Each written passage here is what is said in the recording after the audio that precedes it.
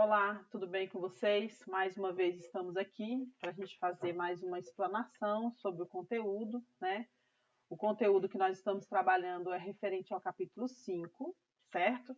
Eu já passei para vocês, já fiz com vocês duas videoaulas explicando sobre a questão dos indicadores da economia, sobre a questão do que vem a ser demografia, né?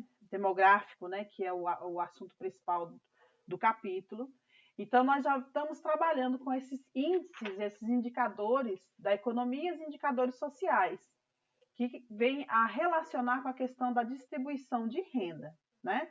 Na última atividade que vocês realizaram, que eu coloquei lá no GR8, né, da página 75, está falando muito sobre a questão da taxa de natalidade e sobre também o Estatuto do Idoso. Então, eu resolvi fazer mais essa videoaula, a terceira videoaula, né, enfocando esses dois temas, que é a taxa de natalidade e o Estatuto do Idoso. Lembrando que nós já falamos nas aulas anteriores sobre o PIB, né, que é o Produto Interno Bruto, ele vai depender da variação. Nós falamos sobre os indicadores sociais, que é a expectativa de vida, né? Falamos sobre o tipo de escolarização, falamos sobre a taxa de longevidade, né, que é o tempo de idade que as pessoas têm, né, dentro daquela pirâmide etária. Já falei também sobre a questão da taxa de mortalidade da mortalidade infantil e taxa de natalidade. E também sobre o IDH, Índice de Desenvolvimento Humano. Então, agora nós vamos retornar mais um pouquinho sobre a taxa de natalidade, que responde a algumas questões das perguntas da página 75, certo? Então, vamos dar continuidade. Nós temos aí a taxa de natalidade, devido à melhoria, né, de alguns fatores na expectativa de vida dos brasileiros, a taxa de natalidade vem apresentando uma queda. O que é isso, professor? Hoje em dia, quer dizer que a taxa vem apresentando uma queda. Hoje em dia, as pessoas elas estão se inserindo mais no mercado de trabalho. Então, com isso, as pessoas estão tendo menos filhos, né? Então, os casais de hoje em dia, eles têm no máximo 2, 3 filhos. Então, a taxa de natalidade, isso nos grandes centros, né? A gente vê a característica disso dos grandes centros, né? Principalmente nas regiões sudeste, regiões centro-oeste, nas grandes capitais. Então, hoje as pessoas não têm tantos filhos como se tinha antes. Então, isso vai interferir diretamente no controle da taxa de natalidade, tá? Então, está tendo uma queda. E seu estreitamento também vem influenciando diretamente a formação da pirâmide etária. O que é isso? Então, se eu tenho poucas pessoas nascendo, então vai ter uma quebra nessa formação da pirâmide, né? Que o topo da pirâmide está as pessoas com mais idades, né? Tal queda na taxa de natalidade é o resultado do acesso à informação, serviços médicos e melhores formas de planejamento familiar nos dias atuais. Então, como eu falei, hoje em dia as pessoas elas estão tendo um controle maior, né, da quantidade de filhos que se tem dentro de uma casa. Então, isso vai interferir diretamente na taxa de natalidade. E o que eu acabei de explicar é a resposta, né, coincide com algumas perguntas da página 75, que eu espero que vocês já tenham feito, mas eu vou tirar essas dúvidas.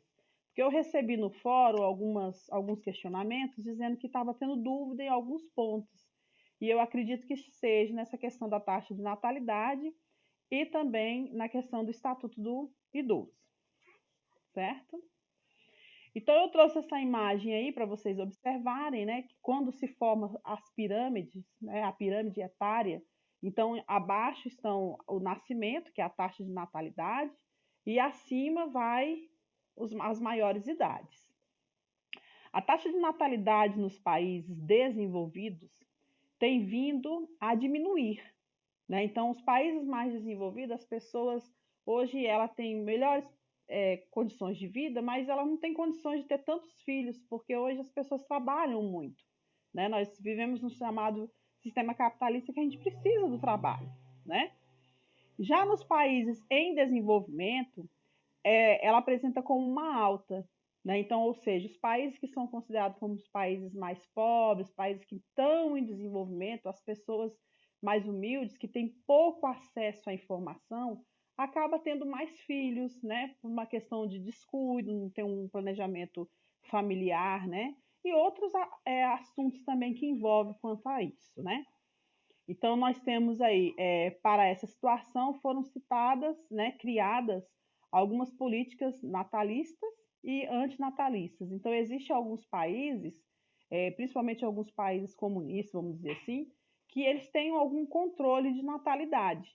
Então, alguns países, eles até incentivam, né, que os pais têm que ter menos filhos. Então, existe essa política também de antinatalismo também.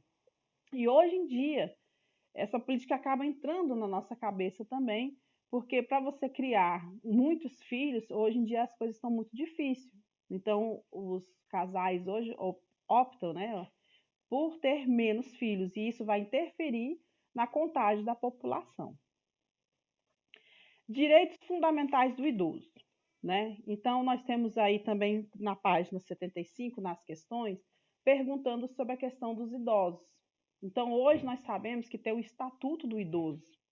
E o Estatuto do Idoso, ele garante muitos direitos, né? Então, ele tem direito à habitação, transporte, a uma vida plena, a liberdade, a respeito, né?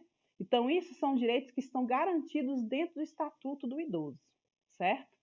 Então, é obrigação da família, da sociedade, do poder público, assegurar ao idoso a prioridade à vida, à saúde, respeito entre os outros, direitos que são essenciais para uma melhor qualidade de vida. Então, isso que eu coloquei sobre os que são direitos fundamentais é o que rege dentro do Estatuto do Idoso, que tem uma perguntinha aqui falando na questão 5, perdão, na questão 7 está falando para vocês lerem um texto, né? E está discutindo sobre a questão também do idoso. Na questão 6, para vocês estarem falando sobre o idoso. A questão 7 vem falando sobre a questão do desenvolvimento econômico, né?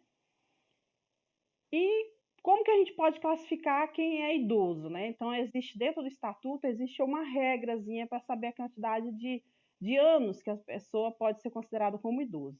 Então, a partir dos 60 anos, né? Considera-se idoso, né? Ele vai ter algumas prioridades, principalmente quando tem que chegar num determinado local público, ele vai ter uma prioridade de atendimento, né? Ele vai possuir alguns benefícios, né, que no caso vem a questão da aposentadoria, mesmo se a pessoa ela trabalhou, ela contribuiu ao INSS ou não, existe um tipo de aposentadoria, né, dentro do sistema social. Dentro dos transportes coletivos, também existe alguns locais que são reservados especialmente para os idosos, né? E também alguns locais, que até mesmo em estacionamento, se tem locais específicos para os idosos. Então, o idoso ele tem direitos garantidos, né? Tanto no trabalho, como no transporte coletivo, como na saúde. Esses direitos que são garantidos, eles não foram estipulados do nada. Ele é uma coisa que está dentro do estatuto, que esse estatuto ele está de acordo com a Constituição brasileira. Então, são leis que regem o nosso país, certo?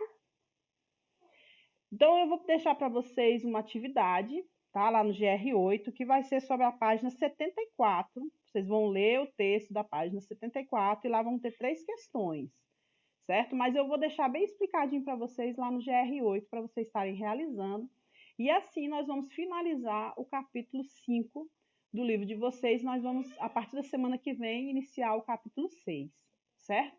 Então, como eu gosto sempre de estar fechando com uma mensagem, como nós falamos sobre o idoso, né? É preciso aprender a respeitar os que envelhecem, com a certeza de que também irá envelhecer. Então, fica aí a dica para nós aceitarmos e respeitarmos os mais velhos, né? E aceitar que tudo que nós estamos passando nesse momento agora, Deus está com a gente, vai dar tudo certo, ok? Qualquer dúvida, entra lá no fórum, conversa comigo, dá um ok, um valor, qualquer dúvida. Beijo para vocês, até a próxima.